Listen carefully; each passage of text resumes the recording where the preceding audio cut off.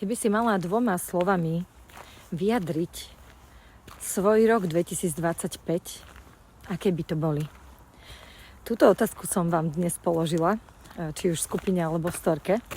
A môžem povedať, že ma odpovede vlastne ani neprekvapili. Pretože odpovede boli pád ilúzií, rast cez bolesť, veľký chaos, rozpad ilúzií a podobne.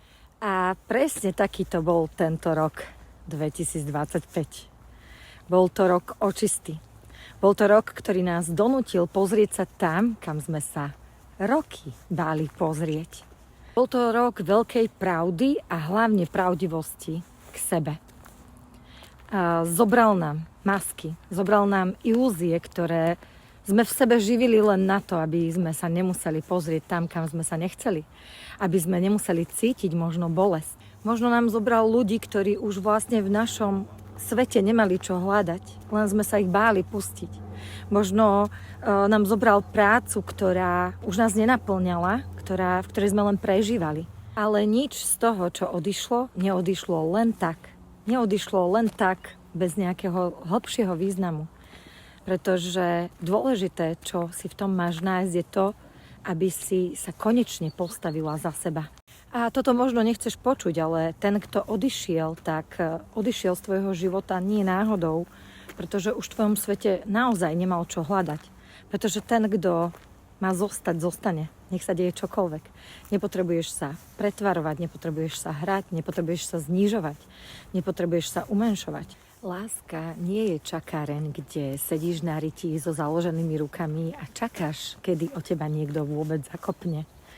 Láska nie je ani to, keď dávaš do vzťahu všetko a ten druhý hádže sem tam nejakú omrvinku. To čakanie je vlastne iba odkladanie vlastného života. Iba klamanie samej sebe. Úplne zbytočné utrpenie. A teraz je čas naozaj začať žiť. Je čas, kedy padá naozaj všetko, čo nie je pravdivé. A aj keď to bolí, je to iba dobre. Jedine tak sa môže vytvoriť priestor pre niečo nové. Môže prísť láska, ktorá nebolí, alebo viac lieči, ako bolí. Môže prísť práca, ktorá ťa viac naplňa, ako vyčerpáva.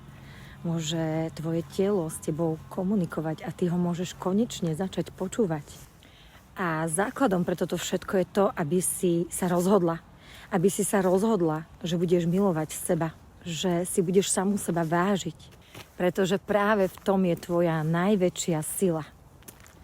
Kto sa nepustí starého, tak si to vezme do ďalšej 9-ročnice.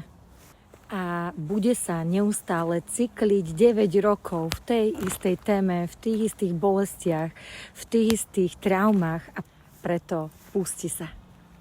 Otvor dvere novému a nezabudni zavrieť tie staré.